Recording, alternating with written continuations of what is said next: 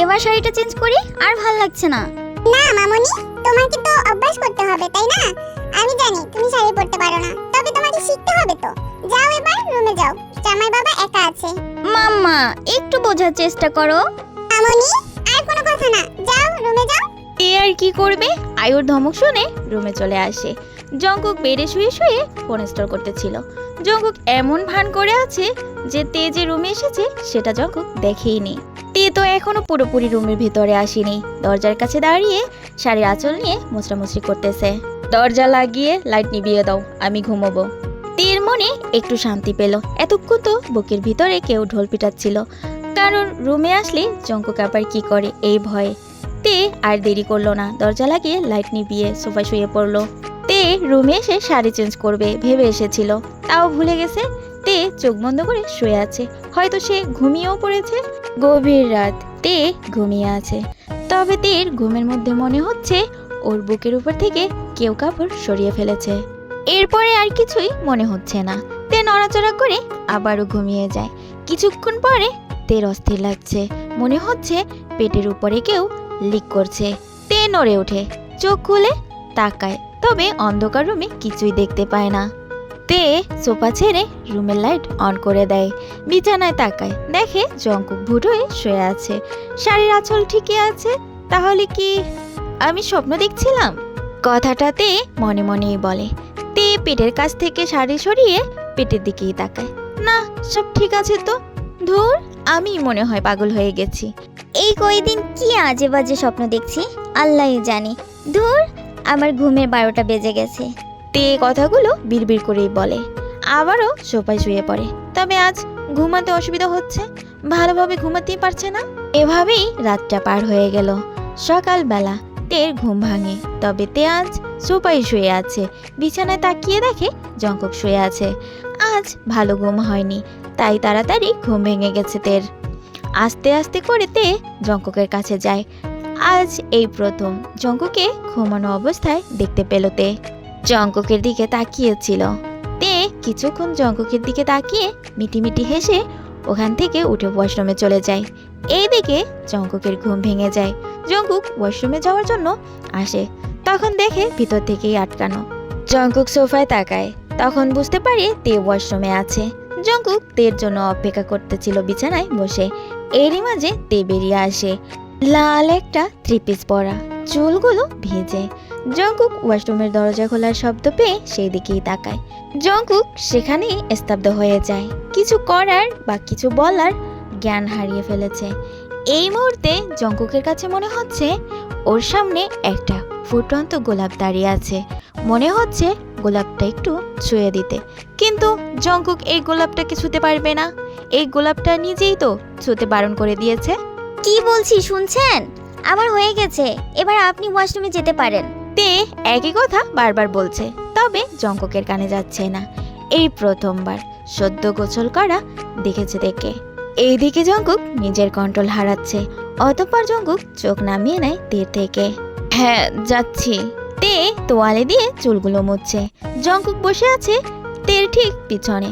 Jungkook সেই দিকে তাকিয়ে একই জায়গায় বসেই আছে।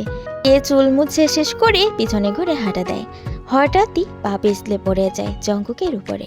তখনই জঙ্কুক তেকে ধরে ফেলে আর দুজনেই বিছানায় শুয়ে পড়ে। তের ঠোঁট লাগে জঙ্কুকের বুকে।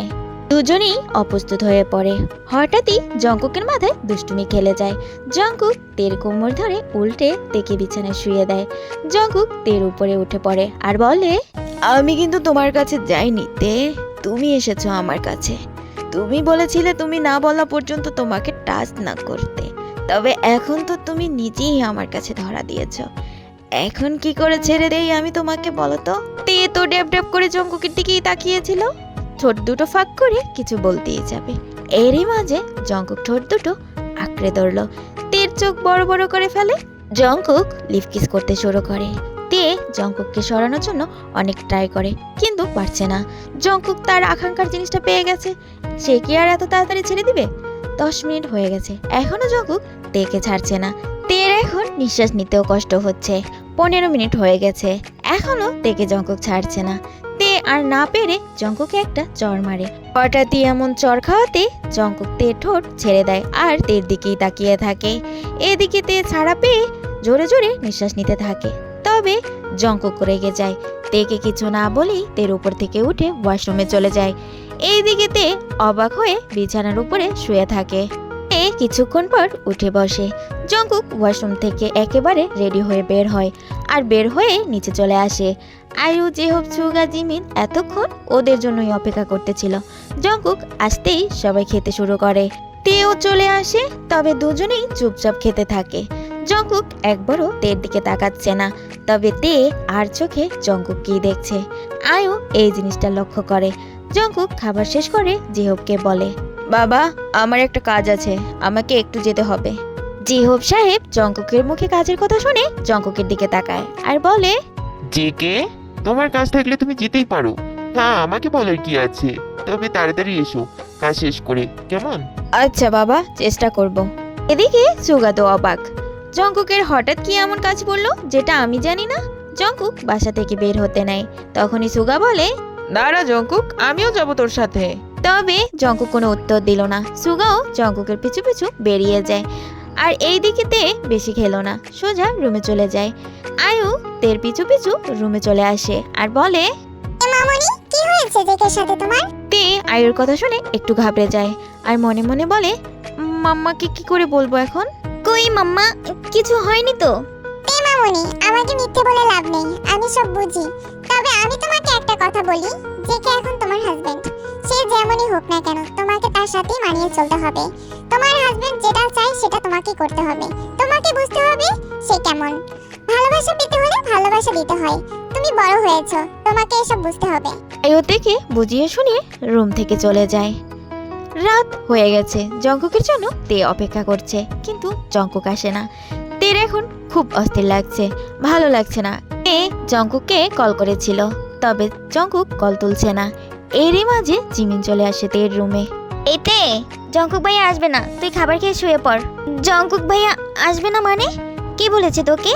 পুগা আমাকে কল করেছিল, তারা বলল তারা নাকি ব্যস্ত আছে, তারা আজকে আসবে না। তে আর কোনো কথা বললো না, একদম চুপচাপ বসে আছে। তখন জিমিন আবারও বলল, কি হলো তে, খাবার খেতে আসবি না? আয় আমার সাথে আয়। আমি খাবো না জিমিন, মামুনিকে বলে দে, আর তোরা সবাই খেয়ে নে। তুই না খেয়ে থাকতে পারিস না, তাহলে পুরো একটা রাত কিভাবে থাকবি? আরে কিছু হবে না, তুই যা, আমার ভালো লাগছে না। জিমিন আর কথা বাড়ানো না, চলে যায়। তে বিছানা ছেড়ে সোফায় এসে শুয়েছে, তবে সেখানে তের ঘুম আসে না। এরপরে তে বিছানায় চলে আসে, সেখানেও ঘুম হচ্ছে না। জঙ্কুক যে বালিশে শুয়েছিল তে সেই বালিশে এসে শুয়েছে। তের কিছুক্ষণ পর আপনা আপনি ঘুম চলে এসেছে। সকালবেলা জিমিন তেকে ডেকে তুলেছে, কারণ সকাল সকাল জিন নামজুন এই বাসায় চলে এসেছে। তে উঠে ফ্রেশ হয়ে নিচে যায়, সবার সাথে কথা বলে। তবে তে মনে মনে ভাবছে জঙ্কুকের কথা জিজ্ঞাসা করবে, সে কোথায় আছে, কল কেন রিসিভ করে না। আবার ভাবে এটা জিজ্ঞেস করাটা ঠিক হবে না। পরে সবাই একসাথে লাঞ্চ করে তেদের বাসাতে। বিকেলবেলা তেকে নিয়ে জিম নামজুন চলে আসে তাদের বাড়িতে। তে রুমে আসে, ভেবেছিল জঙ্কুক মনে হয় রুমে আছে, তাহলে সব বুঝিয়ে বলতে পারবে। কিন্তু রুমে এসে দেখে জঙ্কুক নেই। শুধু তাই না, তে যেমন রেখে গিয়েছিল ঠিক তেমনই আছে। দেখে তো মনে হচ্ছে এই রুমে 2-3 দিন ধরে কেউ ছিলই না, তাহলে জঙ্কুক কাল বাসায় আসেনি। তে এখন টেনশনে পড়ে গেল, তাহলে জঙ্কুক কাল কোথায় ছিল? তে জঙ্কুকের আসার অপেক্ষা করতেছিল। ঘড়িতে রাত 12টা বেজে গেছে, অথচ জঙ্কুক এখনো আসলো না। তে রুমের ভিতরে পায়চারি করতে থাকে। এরই মাঝে দরজা খোলার শব্দ হয়। তে পিছনে ফিরে তাকায়, দেখে জঙ্কুক দাঁড়িয়ে আছে দরজার কাছে। এতক্ষণে আসার সময় হলো আপনার? কোথায় ছিলেন কাল সারা রাত, আজ সারাদিন? কল করেছি, কল কেন রিসিভ করেননি? এই মেয়ে, কে তুমি? তোমাকে কেন বলবো? জঙ্কুক ঢুলতে ঢুলতে তের দিকে আসতে থাকে আর কথাটা বলতে থাকে। আমি কে মানে? আর আপনি কি ড্রিঙ্কস করেছেন? হ্যাঁ, আমি ড্রিঙ্কস করেছি, তাতে তোমার কি? 100 বার করব, 1000 বার করব, তুমি বলার কে? আমি কে মানে? আমি কে আপনি জানেন না? না, আমি জানি না, তুমি বলো কে তুমি আমার? কথাটা বলেই জঙ্কুক পড়ে যেতে নেয়, সাথে সাথে তে জঙ্কুকে ধরে ফেলে। ইস, কি বিচ্ছিরি গন্ধ! এই মেয়ে, তুমি আমাকে ধরেছো কেন? আমাকে ছেড়ে দাও, তোমার শরীরের গন্ধ থেকে ওই মেয়ের শরীরের গন্ধ অনেক ভালো। তুমি ছাড়ো আমাকে। জঙ্কুকের মুখে অন্য মেয়ের কথা শুনে তের চোখ বড় বড় হয়ে যায়, সাথে আরো রাগ উঠে যায়। তখন তে বলে, কি বললেন? আপনি ঘরে বউ রেখে অন্য মেয়েদের কাছে যান? ছি! জঙ্কুক তের কথা শুনে তের কাছ থেকে একটু সরে দাঁড়ায় আর বলে, এই মেয়ে, কি বললে তুমি? বউ? কই বউ? আমার কোনো বউ নেই। কি বললেন আপনি? আপনার কোনো বউ নেই? তাহলে আমি কে? কে তুমি? আমি কি করে বলবো? তে তো এই কথা শুনে আরো রেগে যায়। জঙ্কুকের কাছে এসে জঙ্কুককে ঝাঁকি দিয়ে বলে, এই জঙ্কুক, আপনি হুঁশে ফিরেন, ভালো করে তাকিয়ে দেখেন, আমি আপনার বউ তে। জঙ্কুক তের কথা শুনে জোরে জোরে হাসতে শুরু করে আর বলে, তুমি যদি আমার বউ হতে তাহলে আমাকে কাছে আসতে দিতে, ভালোবাসতে দিতে, আদর করতে দিতে। তুমি তো দিচ্ছ না, তাহলে তুমি আমার বউ কি করে হলে? এই জন্য আপনি অন্য মেয়েদের কাছে যাবেন? আমি কি আপনাকে ভালোবাসতে আদর করতে নিষেধ করেছি নাকি? তুমি তো বলনি আমাকে ভালোবাসতে, আদর দিতে, আরো বলেছো আমার থেকে দূরে থাকতে। তাহলে এখন আমি কি করব বলো? মেয়েরা কি সবকিছু মুখে বলে? বুঝে নিতে হয়।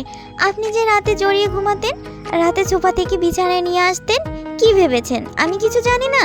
তুমি সব জানতে, তাহলে সকালে উঠে না জানার ভান কেন করতে? দেখতে চেয়েছিলাম আপনি এভাবে কতদিন আমার কাছ থেকে কথাটি লুকিয়ে রাখতে পারেন। আচ্ছা, আপনি কি আমাকে ভালোবাসেন? হ্যাঁ তে, আমি তোমাকে ভালোবাসি, সেই ভার্সিটির প্রথম দিন থেকেই। তাই পাগলের মতো খুঁজেছি তোমাকে। যখন পেয়েছিলাম, মন চেয়েছিল তোমাকে মনের মতো করে আদর করি, কিন্তু তুমি টাচ করতেও বারণ করলে। তাই তো লুকিয়ে লুকিয়ে তোমাকে আদর করতাম। আচ্ছা তে, তুমি কি আমাকে ভালোবাসো? হুম, আমিও আপনাকে অনেক ভালোবেসে ফেলেছি জঙ্কুক। তাহলে কাল আমাকে চড় কেন মেরেছিলে তে? ইয়ে, মানে কালকের চটটা না, আমি ইচ্ছে করে দেইনি। আমার নিঃশ্বাস আটকে গেছিল, তাই আপনাকে সরানোর জন্য চটটা দিয়ে ফেলেছি। তাহলে এখন একটা চুমু দাও না তে। জঙ্কুকের এমন কথা শুনে তের নিঃশ্বাস ভারী হয়ে আসে। তের হার্টবিট ফাস্ট হতে থাকে। তে চোখ বন্ধ করে জোরে একটা নিঃশ্বাস নিয়ে জঙ্কুকের গালে টুপ করে একটা কিস করে দেয়। না, হলো না তে, গালে না, এখানে। জঙ্কুক নিজের ঠোঁটের উপরে আঙুল রেখেই বলে। তে দাঁড়িয়ে আছে, কি করবে বুঝতে পারছে না। কি হলো তে? দাও নাকি অন্য মেয়েদের দিতে বলবো? অন্য মেয়েদের বলার দরকার হবে না, এমনি দিয়ে দিবে। জঙ্কুকের কথা শেষ হতে না হতেই তের সাথে সাথে জঙ্কুকের ঠোঁটের সাথে নিজের ঠোঁট চেপে ধরে।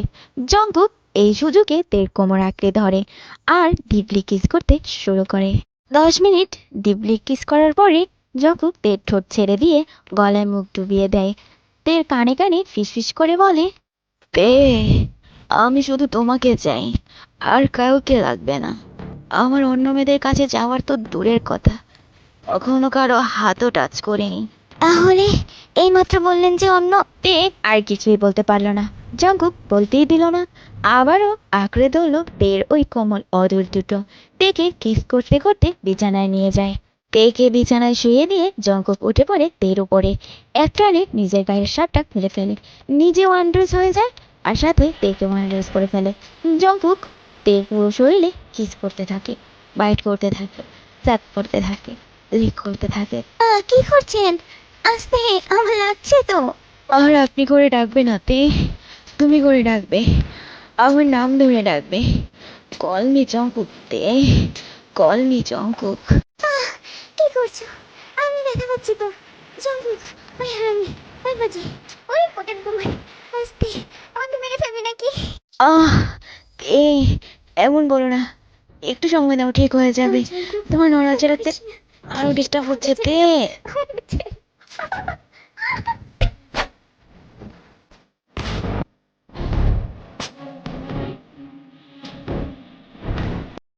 5 ঘন্টা পরে তে ঘুমিয়েছিল।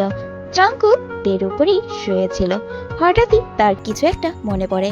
তখন উঠে বসে হাতে ফোনটা নেয় আর তাতে একটা মেসেজ লিখে থাকে।